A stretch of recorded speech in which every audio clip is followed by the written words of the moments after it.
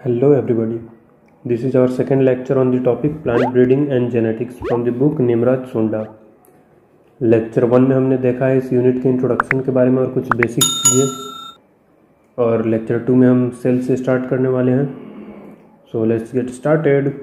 सबसे पहले हम देखेंगे सेल है क्या। सेल स्ट्रक्चरल और फंक्शनल यूनिट है ऑल लिविंग ऑर्गेनिजम्स को।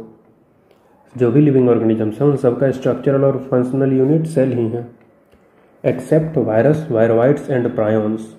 इन तीनों को छोड़ के बाकी सब के अंदर structural and functional living unit जो भी है उसे हम सेल बोलते हैं।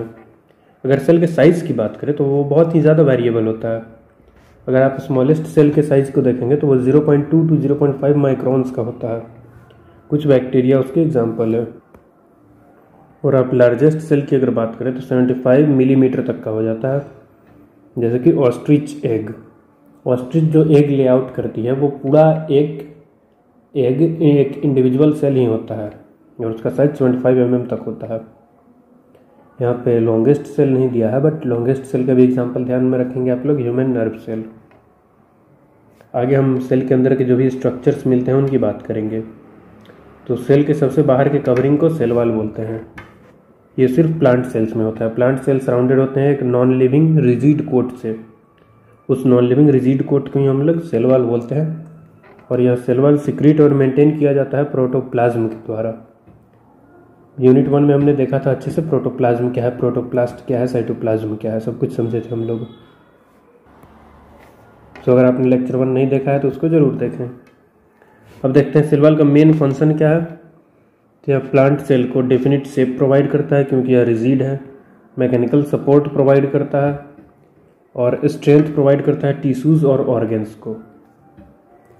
अब हम बात करेंगे सेल वॉल डिफरेंशिएटेड होता है 3 लेयर्स में। सबसे पहला है middle lamella. The walls of the immediate neighbour cell jointed होते हैं मिडिल लैमेला से, यानी कि सेल टू सेल कनेक्शन में हेल्प करता है middle lamella. Middle lamella composed होता है मेनली पेक्टिन का। पेक्टिन भी कौन से फॉर्म में होता है, कैल्शियम और मैग्नीशियम सॉल्ट्स के, यानी कि कैल्शियम मैग्नीशियम पेक्टेट के फॉर्म में होता है पेक्टिन। समझ के आप लोग मिडिल लैमेला है क्या, उसका काम क्या है। उसके बाद सेकेंड है अपना प्राइमरी सेल वॉल। यह डिपोजिट किया जाता है after the formation of middle lamella, यानी मिडिल लैमेला के बाद प्राइमरी सेल वॉल बनती है। कौन बनाता है यह भी हमने इसके जस्ट ऊपर में ही देखा है। मेन कंस्टिट्यूएंट क्या क्या होते हैं मिडिल लैमेला के। हेमीसेलुलोज होता है उसमें 53% और सेलुलोज होता है 30%। हेमीसेलुलोज 53% और cellulose 30%। Cell in meristematic tissue contain only primary cell wall, यानी मेरिस्टेमेटिक टिश्यू में जो सेल होते हैं, मेरिस्टेमेटिक यानी डिवाइड, जस्ट जो अभी डिवाइड होकर सेल्स बने हैं, या फिर ऐसे सेल्स जो डिवाइडिंग स्टेट में ही हैं जिनको फर्दर डिवीजन ही परफॉर्म करना है, उनमें सिर्फ प्राइमरी सेल वॉल ही होता है, सेकेंडरी सेल वॉल नहीं होता है। सेकेंडरी सेल वॉल जो है वो इनर मोस्ट लेयर है, यानी कि प्राइमरी सेल वॉल के फॉर्मेशन के बाद बनती है सेकेंडरी सेल वॉल। यह मेनली कंपोज्ड होता है सेलुलोज से। अब अपना सेकेंड नंबर का जो स्ट्रक्चर है वो है सेल मेम्ब्रेन। सेल मेम्ब्रेन को हम प्लाज्मा लेमा भी बोलते हैं या फिर प्लाज्मा मेम्ब्रेन भी बोलते हैं। तो यह है क्या, membrane enclosing cytoplasm of a cell, यानी साइटोप्लाज्म को जो इनक्लोज कर रहा होता है, साइटोप्लाज्म के कवरिंग को ही सेल मेम्ब्रेन या फिर साइटोप्लाज्मिक मेम्ब्रेन या फिर प्लाज्मा मेम्ब्रेन या फिर प्लाज्मा लेमा बोलते हैं। यह सेल मेम्ब्रेन जो है वो कंपोज्ड होता है 60% लिपिड से और 40% प्रोटीन से। लाइपोप्रोटीनिशियस इन नेचर होता है। सिंगर एंड निकोलसन ने मोस्ट एक्सेप्टेड मॉडल दिया है इसका, जिसे हम लोग जानते हैं फ्लूइड मोजाइक मॉडल के नाम से। वो सेल मेम्ब्रेन ही का मॉडल है ना। यस। अब सेल मेम्ब्रेन के फंक्शन को अगर हम बात करें तो वो भी परमिएबिलिटी बैरियर की तरह काम करता है और व्हीकल की तरह काम करता है ट्रांसपोर्ट ऑफ सब्सटेंसेस के लिए। कहाँ से कहाँ तक, एक ऑर्गेनल से दूसरे ऑर्गेनल तक ले जाने में ट्रांसपोर्टर की या फिर व्हीकल की तरह काम करता है सेल मेम्ब्रेन। और सेल मेम्ब्रेन परमिएबिलिटी बैरियर की तरह काम करता है। कोई भी मेम्ब्रेन 4 तरह का होता है। एक तो होता है इम्परमिएबल, जिसके आर पर कुछ नहीं जा सकता। दूसरा होता है परमिएबल, यानी जो भी आ रहा है सब कुछ पार हो जाएगा। तीसरा होता है सेमी परमिएबल, यानी कि छोटे साइज वाले पार्टिकल्स पार हो जाएंगे, बड़े साइज वाले पार्टिकल्स नहीं पार होंगे। और एक होता है सेलेक्टिवली परमिएबल। तो ये अपना जो सेल वॉल है वो सेलेक्टिवली परमिएबल इन नेचर होता है, यानी कि कुछ सिलेक्टेड सब्सटेंस को अलाउ करेगा अंदर जाने के लिए और बाकियों को अलाउ नहीं करेगा। हो गया, सेल मेम्ब्रेन के बारे में इतना डाटा सफिशिएंट है। फिर हम बात करते हैं साइटोप्लाज्म के बारे में। अपना थर्ड स्ट्रक्चर जो है वो है साइटोप्लाज्म। तो सेल मेम्ब्रेन के अंदर जो कुछ भी है एक्सेप्ट न्यूक्लियस उसे हम साइटोप्लाज्म बोलते हैं। ये हमारा सेल मेम्ब्रेन है, उसके अंदर में यह दिल बन गया, ये तो उसके अंदर में यह न्यूक्लियर मेम्ब्रेन है, ये है सेल मेम्ब्रेन। तो इन न्यूक्लियर मेम्ब्रेन और सेल मेम्ब्रेन के बीच में जो भी यह फ्लूइड भरा हुआ है उसी को हम लोग साइटोप्लाज्म बोलते हैं। अब साइटोप्लाज्म के अंदर ही डिफरेंट सेल ऑर्गेनेल्स होते हैं, तब हम कुछ सेल ऑर्गेनेल्स के बारे में भी देख लेते हैं, जो मेन सेल ऑर्गेनेल है। सबसे पहला है एंडोप्लाज्मिक रेटिकुलम। अभी हमने देखा ना न्यूक्लियर मेम्ब्रेन, अब जो जरा इस पोर्शन को जूम कर देते हैं, ठीक। तो ये अपना न्यूक्लियस का वाल हो गया, ये न्यूक्लियर पोर हो गया, उसी से निकलता है ऐसे।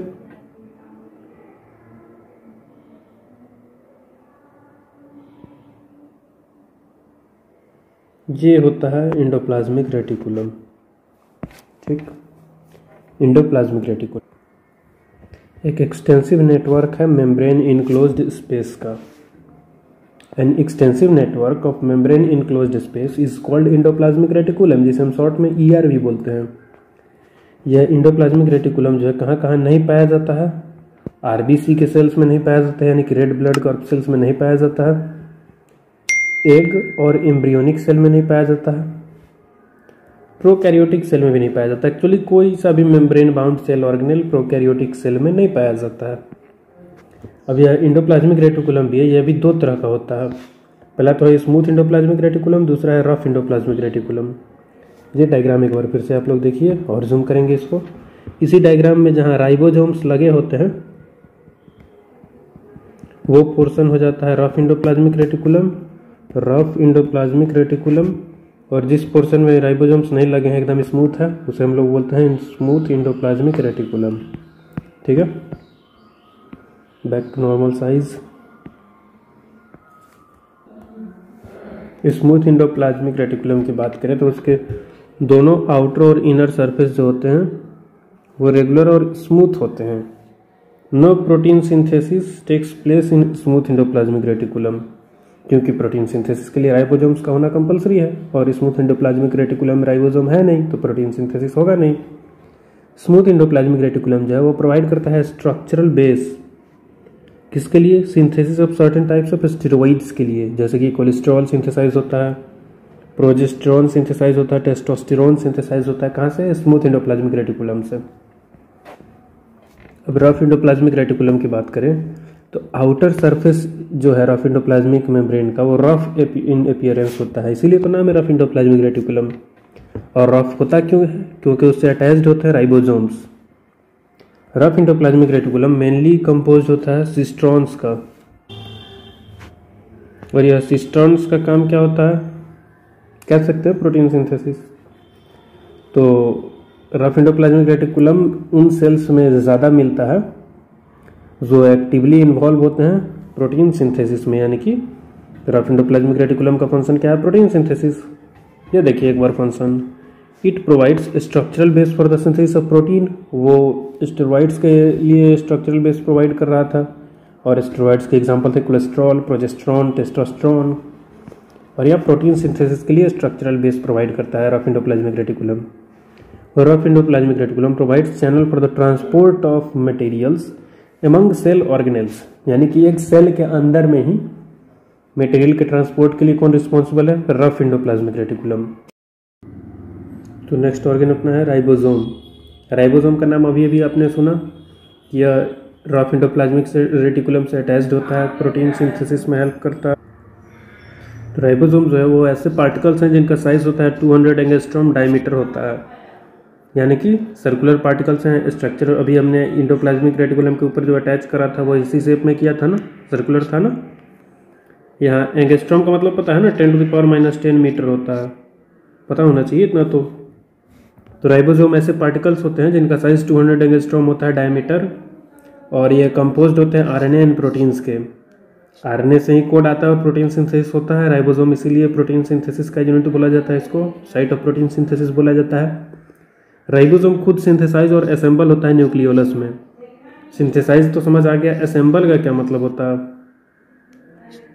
असेंबल को समझने के लिए आपको यहाँ पे आना पड़ेगा। मान लीजिए राइबोसोम 70S की बात करें तो वो 2 यूनिट से मिलकर बना है, 50S और 30S, तो ये दोनों यूनिट आपस में असेंबल होगा ना। वैसे ही 80S की अगर बात करें तो वो 60S और 40S से मिलकर बना है, तो ये दोनों यूनिट असेंबल होते हैं, इसलिए यहाँ वर्ड यूज किया गया है। असेंबल भी होता है न्यूक्लियोलस में ही। राइबोसोम जो है वो साइट है प्रोटीन सिंथेसिस का, ये तो कई बार देख लिया हमने। सेडिमेंटेशन के बेसिस पे राइबोसोम्स को 2 तरह से क्लासिफाई किया गया, 80S और 70S साइज। अब सेडिमेंटेशन क्या होता है? मान लो ये सेंट्रीफ्यूज ट्यूब है, इसमें हम राइबोसोम्स को डाल दिए और इसको 500 रोटेशन पर सेकेंड या 800 रोटेशन पर सेकेंड से रोटेट कराते हैं, तो ये डिफरेंट लेयर्स में सेडिमेंट होते हैं। तो इसी वजह से सेडिमेंटेशन के बेसिस पे 2 तरह के राइबोसोम्स होते हैं, 80S राइबोसोम और 70S ribosome. 80S ribosomes eukaryotes में पाए जाते हैं। अगर प्लांट्स की बात करें तो वो मतलब प्लांट एनिमल किसी की भी बात करें तो वो डिसोसिएट होते हैं 60S और 40S। यहाँ S का मतलब है सेडबर्ग्स यूनिट। तो 80S वाला जो राइबोसोम है वो 2 यूनिट्स में टूट जाता है, 60S और 40S। उसी तरह से 70S यानी कि सेडबर्ग्स यूनिट, S का मतलब है यहाँ पे भी 70S वाला जो राइबोसोम है वो बना होता है 50S और 30S सब यूनिट्स को मिला के। ये 70S राइबोसोम कहाँ पाए जाते हैं? माइटोकॉन्ड्रिया में पाए जाते हैं, प्लास्टिड में पाए जाते हैं और प्रोकैरियोटिक सेल्स में पाए जाते हैं। ओके, और यूकैरियोट्स में 80S वाले पाए जाते हैं, बट यूकैरियोट्स में माइटोकॉन्ड्रिया भी होते हैं। यूकैरियोट्स में बोला जाता है कि दोनों पाए जाते हैं, 80S और 70S दोनों, और प्रोकैरियोट्स में सिर्फ 70S राइबोसोम्स पाए जाते हैं। अब हम बात करते हैं स्ट्रक्चरल डिफरेंस किसके बीच में, यूकैरियोट और प्रोकैरियोटिक सेल के बीच में। ये बहुत ही ज़्यादा इंपॉर्टेंट, ध्यान से देखिएगा। यूकैरियोटिक सेल्स में सारे मेम्ब्रेन बाउंड स्ट्रक्चर्स जैसे कि endoplasmic reticulum, mitochondria, Golgi bodies, lysosomes, vacuoles, ये सब प्रेजेंट होते हैं यूकैरियोट्स में। और प्रोकैरियोट्स में सारे मेम्ब्रेन बाउंड ऑर्गेनल्स एब्सेंट होती हैं। ट्रू न्यूक्लियस प्रेजेंट होता है यूकैरियोट्स में, और प्रोकैरियोट्स में न्यूक्लियर मेम्ब्रेन होता ही नहीं है, तो इस वजह से उसके न्यूक्लियस को इंसिपिएंट न्यूक्लियस बोला जाता है। न्यूक्लियोलस प्रेजेंट होता है न्यूक्लियस में, यूकैरियोट्स के न्यूक्लियस के अंदर न्यूक्लियोलस प्रेजेंट होता है, प्रोकैरियोट के न्यूक्लियस के अंदर न्यूक्लियोलस एब्सेंट होता है। यूकैरियोट में 70S और 80S दोनों राइबोसोम पाए जाते हैं, अभी देखा हमने ऊपर में, और प्रोकैरियोट में ओनली 70S टाइप का राइबोसोम पाया जाता है। यूकैरियोट के साइटोप्लाज्म में माइक्रोट्यूब्यूल्स होते हैं, प्रोकैरियोट के साइटोप्लाज्म में माइक्रोट्यूब्यूल्स नहीं होते हैं।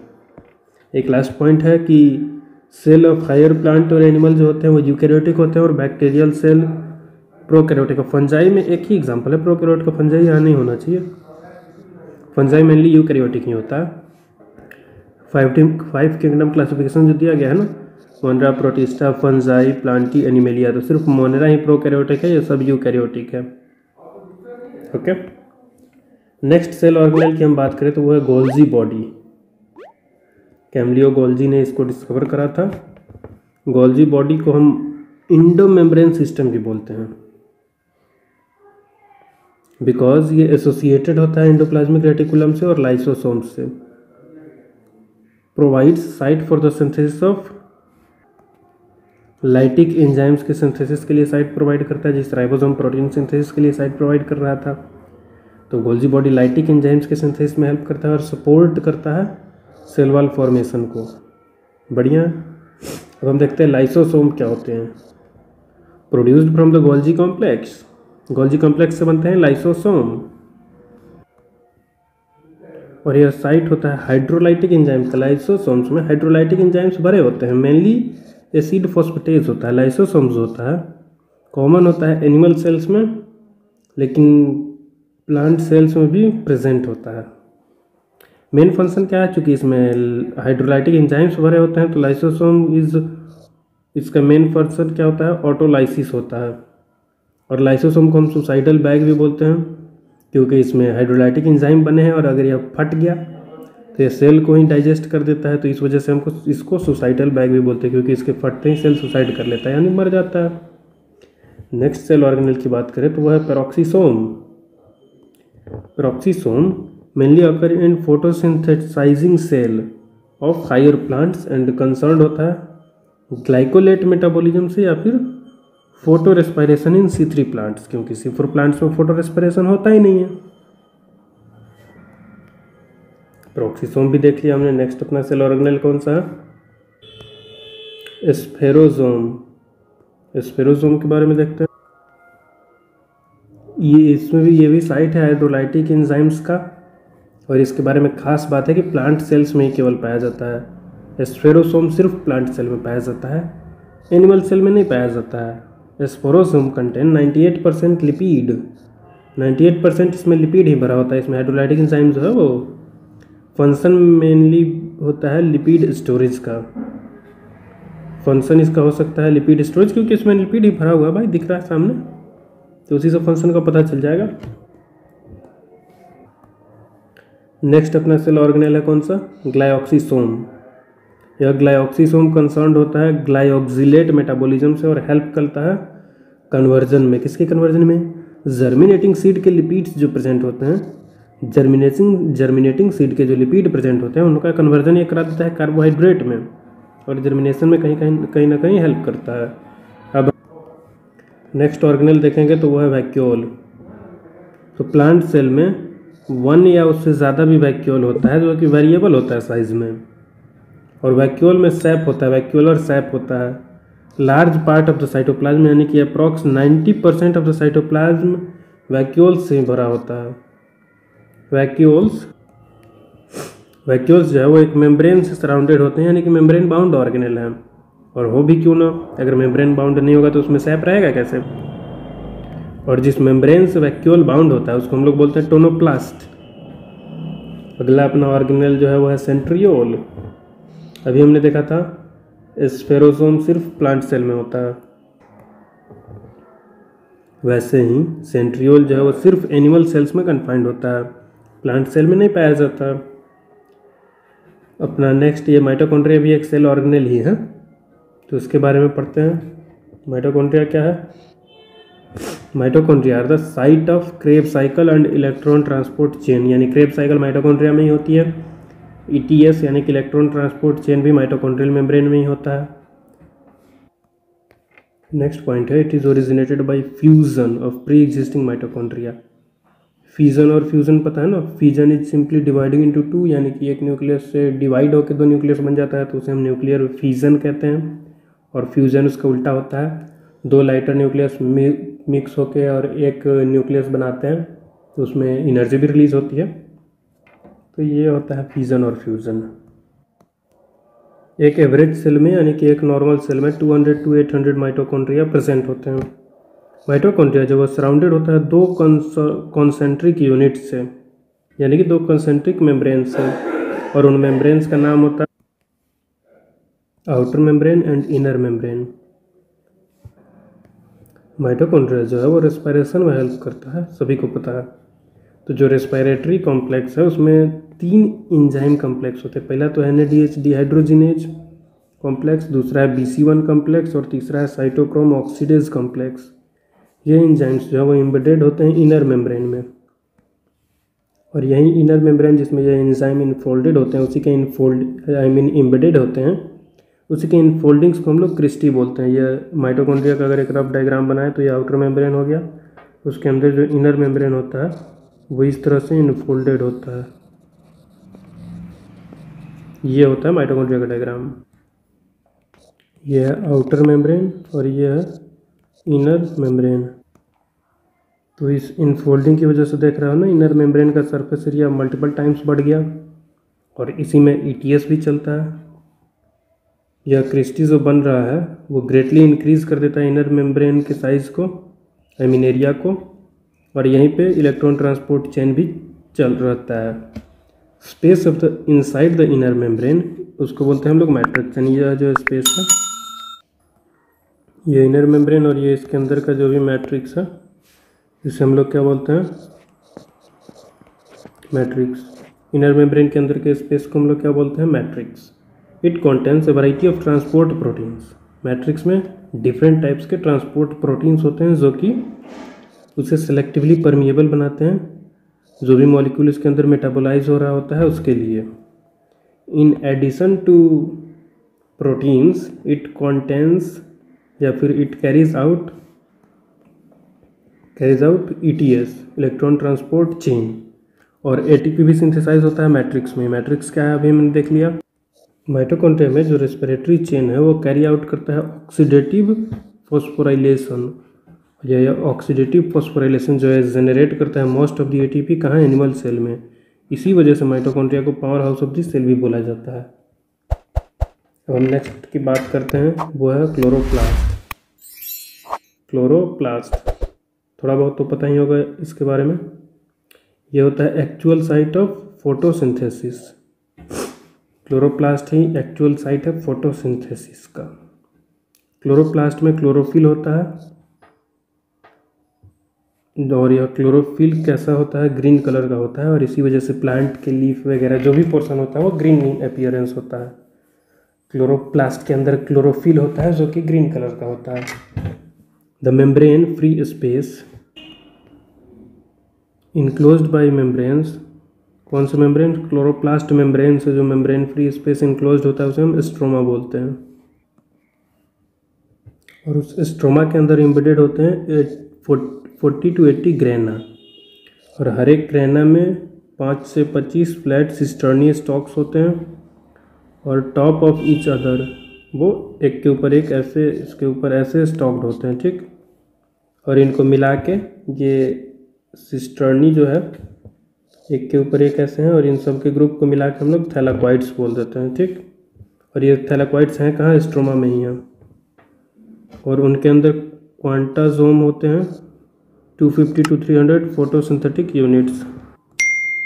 ये मे भी अच्छे से समझ में नहीं आया होगा, तो इसके लिए हम लोग एक डायग्राम का यूज़ कर लेते हैं। तो ये आ गया डायग्राम।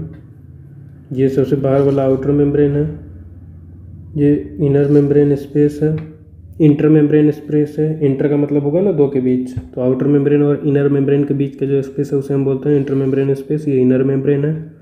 और ये जो स्पेस है जो कि मेम्ब्रेन से सराउंडेड है बट मेम्ब्रेन बाउंड स्पेस नहीं है, इसे हम स्ट्रोमा बोलते हैं। और इसमें जो फ्लूइड होता है उसको हम एक्वस फ्लूइड बोलते हैं। अब यहाँ ध्यान से देखिए, ये जो स्ट्रक्चर है इसी को हम लोग ग्रेना बोलते हैं। ये थैलाक्वाइड जो है, ये कॉइन लाइक स्ट्रक्चर जो है ना उसे थैलाक्वाइड बोले, और उस कॉइन को एक के ऊपर एक रख दिया तो इस कंबाइंड स्ट्रक्चर को हम क्या बोल देंगे, ग्रेना बोलते हैं। ग्रेना को हम क्या बोलते हैं, स्टॉक ऑफ थैलाक्वाइड्स।